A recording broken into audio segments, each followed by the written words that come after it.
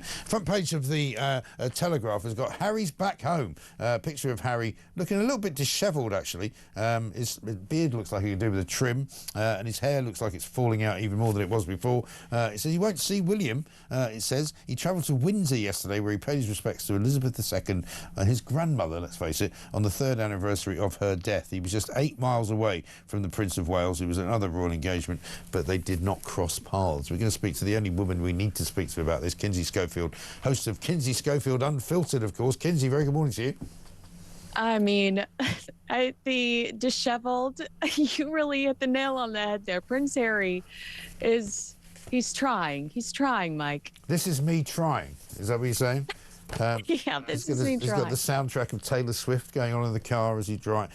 No, but he's starting to get that. You know, when men kind of start to go to seed a little bit, they were kind of handsome, they were kind of dashing, they were kind of quite interesting looking. He's now starting to look a bit like he's a bit past his sell-by date, gone to seeds. Well, it's interesting that you say that, because that was for me, one of the most hurtful things he says about Prince William in Spare. It's like unnecessary. He says in Spare that Prince William's losing his good looks and he no longer looks like their mother, and he's lost all of his hair. And I'm like, how is that relevant to your story? Okay, if this is a book about you and your life, how is such cruelty, how does that relate to who you are? Right. It was an unnecessary dig at his brother. And you're like, no wonder Prince William was like, pack my schedule all week. I want to be on the road. I want nothing to do with this guy. Right. And also, when we say pay respects to his late grandmother, the least he could have, do while she was alive was pay any sort of respect to her. But he treated her family like garbage towards the end of her life. Totally so. And so much of what he wrote in that book was unnecessarily harmful and nasty and horrible to his own family. And for him to now, Peter Bleksley was just here and he said, look, if it was my family, I would urge these boys just to get back together and stop, bury the hatchet and just get on. I said, yeah, but sometimes things have gone so far that you can't forgive people. And he didn't need to do most of that stuff. You're absolutely right. And they're not just a family, they're an institution. And I love the monarchy. I believe in the monarchy from afar, from a foreign country that fought a war not to have it. And it's not just about a family, it's about protecting the future of the monarchy and the institution for not only Prince William, but Prince George. Yeah. And so King Charles knows that he's jeopardizing that with any sort of meeting with Prince Harry. Prince Harry goes off and tells American media, or he podcasts about it, or will put it in a book. So I think that the king is right to be incredibly careful. And I certainly side with Prince William and his just refusal to associate with his brother. Totally. I mean, let's have a look at what Harry said last time he was here about reuniting with his family. I would love reconciliation with my family. There's no point in continuing to fight anymore. As I said, life is precious. I don't know how much longer my father has. He won't speak to me because of this security stuff. But it would be nice to reconcile.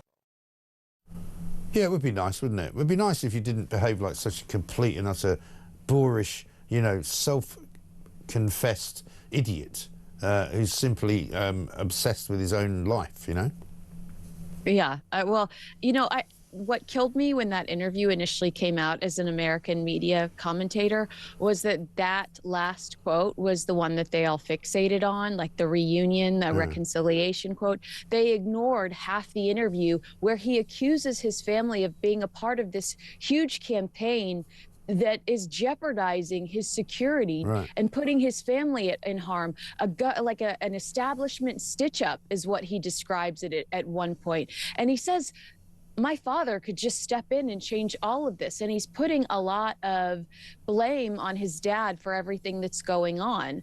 And so I feel like we need to have if we're going to listen to that interview, there needs to be some balance. And we have to acknowledge the fact that he still attacks his family in this BBC interview. Right. And he asks the question, I don't know how long my father has. Oh, yeah. Which is really not something you would say. I mean, both my parents are dead now, but you know, if my father was suffering from cancer, I wouldn't say in a public forum, I don't know how much longer my father has. You just didn't do it. Right. You're absolutely right. I think that was incredibly harmful. And there were several reports after the fact that said that the palace was angry about that because they want the king to look strong. They don't want him to look weak, and they don't want there to be a lot of questions about his health because they want to focus on the good he's trying to do in elevating some of these causes.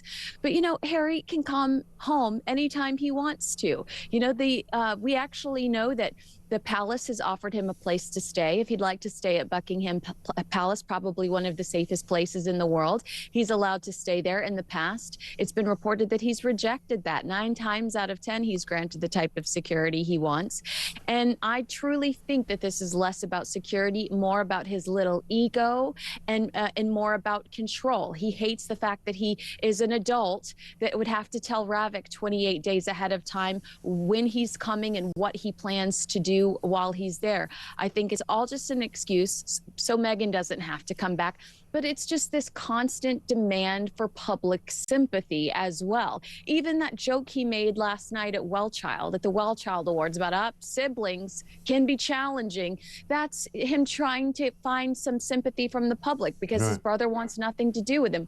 These are the consequences of your own actions, my man. Exactly right. And here he is talking about his royal security case, which he also seems to have now just given up on, right? What I'm struggling to forgive, and what I will probably always struggle to forgive, is that a decision that was made in 2020 that affects my every single day, and that is knowingly putting me and my family in harm's way. Everybody knew that they were putting us at risk in 2020, and they hoped that me knowing that risk would force us to come back. But then when you realize that that didn't work, do you not want to just keep us safe? Whether you're the government, whether you're the royal household, whether you're my dad, my family, despite all of our differences, do you not want to just ensure our safety? And I'm calling for, the Home Secretary and the government to do a review of Ravik. And I'm also asking for an R&B assessment that I haven't received since 2019. I mean, what a self-important little Wally, I'm afraid, is all I can come up with. Yeah, I mean, well, like I said, Harry, you are protected. You have to give Ravik 28 days notice in your itinerary. It's as simple as that. It's as simple as that.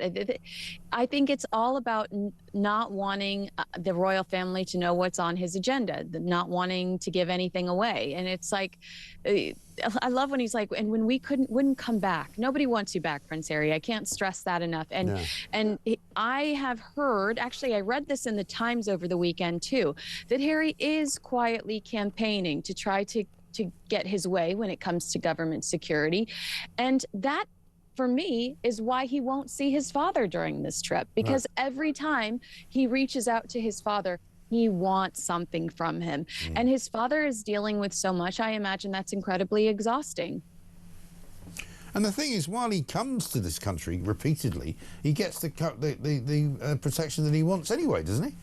He does. I mean, I think it's more times than not. He absolutely gets the protection that he wants. So I think that this is about garnering sympathy from the public. He is really struggling with being at the bottom when it comes to popularity. If you look at the YouGov polls, he's right next to Prince Andrew, for the love of God. Who wants to be there? Not me, not even Ghislaine Maxwell. Exactly right. And meanwhile, Meghan's new show has not done terribly well, has it? Well, and did you know today, Meghan and her sister, they won't physically be there, but in a court in Atlanta, Meghan's sister is trying to she wants to be able to take Meghan to court over defamation because Meghan writes, or Meghan said during the Oprah Winfrey interview and says a couple of things during the Netflix series, dismissing Samantha Markle as her half-sister. So Samantha filed a defamation lawsuit against Meghan in Tampa, Florida. In 2022, the case was dismissed. But Samantha has since taken her appeal to the 11th Circuit Court of Appeals. And so her latest effort is going to be argued in Atlanta today. And the final decision is actually going to come later from a panel of judges. If Samantha succeeds, Meghan could be forced back into court for a trial and might even face potential damages. So this is probably something that Meghan is dreading having to deal with over the next few weeks, Right. that decision.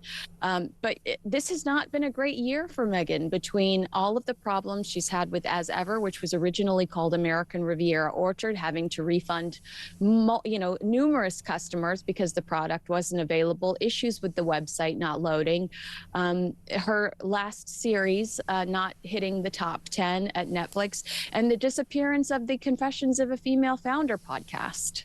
And no members of the family on either side, really, that they can talk to. Exactly. I mean, it's hard to do a Christmas special, Meghan Markle, about family when you literally have no one to pick up the phone and call when times are tough. I know. Extraordinary. Absolutely extraordinary. I mean, they deserve each other, I suppose, is the only conclusion we can draw. And maybe one day that won't even work anymore. Kinsey, great to see you. Thank you very much indeed. Kinsey Schofield, host of Kinsey Schofield Unfiltered.